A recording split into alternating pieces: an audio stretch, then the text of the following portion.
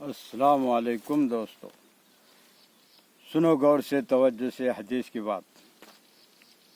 नज़म की कड़ी सुने पहले कि अल्लाह अल्लाह किया करो, अल्लाह अल्लाह किया करो, दुख ना किसी को दिया करो, अल्लाह अल्लाह किया करो, दुख ना किसी को दिया करो।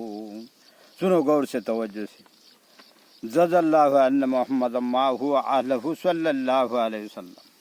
हज़रत अनस रज़ियल्लाहु तआला अन्हु रिवायत करते हैं कि रसूल सल्लल्लाहु अलैहि वसल्लम ने फरमाया कि मैं जन्नत में दाखिल हुआ तो मैंने जन्नत के दोनों तरफ 3 सतरें सोने के पानी से लिखी हुई देखी।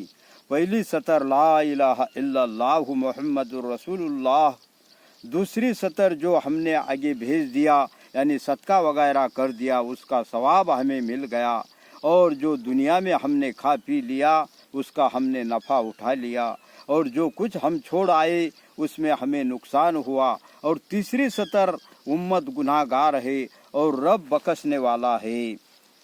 सुनो सुनो गौर से दोस्तों, हज़रत ये मालिक अंसारी रज़ियल्लाहु तआला अन्हु से रिवायत है, रसूल सल्लल्लाहु अलैहि वसल्लम ने इरशाद फरमाया, जो शख्स क़यामत के दिन ला इलाहा इल्लल्लाह को इस तरह से कहता हुआ आए कि इस कलमे के ज़रिए अल्लाह ताला ही की रज़ामंदी चाहता हो, अल्लाह उस पर दोज़ख की आग को ज़रूर हराम फरमा देंगे।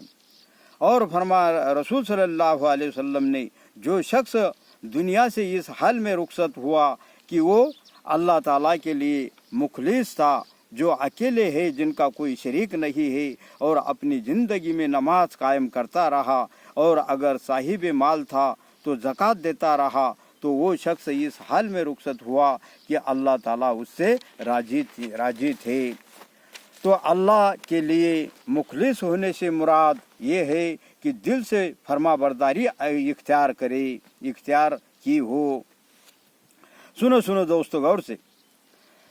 और फरमा रसूल सल्लल्लाहु अलैहि वसल्लम ने, यकीनन वो शख्स कामयाब होगा जिसने अपने दिल को ईमान के लिए खालिस कर लिया, और अपने दिल को कुफ्र व शिरक से पाक कर लिया, अपनी ज़बान को सच्चा रखा, अपने नफ्स को मुतमईन बनाया कि उसको अल्लाह की याद से और उसकी मर्ज़ियात पर चलने से इत्मीनान मिलता हो, और अपनी तबीयत को दुरुस्त रखा कि वो बुराई की तरफ न चलता हो, अपने कान को हक सुनने वाला बनाया, और अपनी आँख को ईमान की निगाह से देखने वाला बनाया। सुनो सुनो दोस्तों। और फरमा रसूल सल्लल्लाहु अलैहि वसल्लम ने कि जिसकी मौत इस हाल में आई कि उसने अल्लाह ताला के साथ किसी को शरीक न ठहराया हो, तो यकीनन उसके लिए मग़फ़िरत ज़रूरी हो गई। और फरमा रसूल सल्लल्लाहु अलैहि वसल्लम ने, क्या तुमने रात को कोई आहट सुनी? मैंने अर्ज़ किया नहीं। तो आपने फरमाया कि मेरे पास मेरे रब की तरफ से एक फरिश्ता आया, उसने मुझे एक खुशखबरी दी कि मेरी उम्मत में से जिस शख्स की मौत इस हाल में आए कि वो अल्लाह ताला के साथ किसी को शरीक न ठहराता हो, वो जन्नत में दाखिल होगा। मैंने अर्ज़ा किया, या रसूल अल्लाह, क्या मैं लोगों के पास जाकर ये खुशखबरी सुना दूँ? तो आप सल्लल्लाहु अलैहि वसल्लम ने इरशाद फरमाया, उन्हें अपने हाल पर रहने दो ताकि अमल के रास्ते में एक दूसरे से आगे बढ़ते रहे। क्या? और फरमा रसूल सल्लल्लाहु अलैहि वसल्लम ने कि अल्लाह ताला का हक ये है क्या कि उसकी इबादत करे और उसके साथ किसी को शरीक न करे, और अल्लाह ताला पर बंदों के हक ये है कि जो बंदा उसके साथ किसी को शरीक न करे उसे अजाब न दे।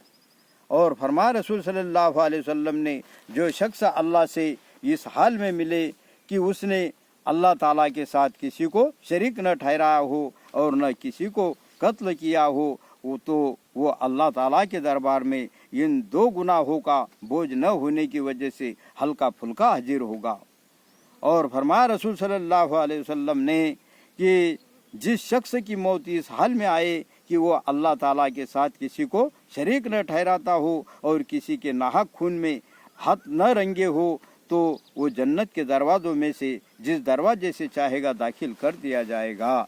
तो अल्लाह आप लोगों को कहने सुनने ज़्यादा अमल की तौफीक नसीब अता फरमाए। बस तो फिर लाइक शेयर करो ज़रूर कर दो क्या कि اپنے رشتہ داروں کو اور ملنے جلنے والوں کو بھی بالکل کیا ہے ثواب کی نیت سے یہ کر دو، شیئر کر دو. کیا اللہ آپ لوگ کہنے سننے زیادہ عمل کی توفیق نصیب عطا فرمائے. السلام علیکم ورحمۃ اللہ.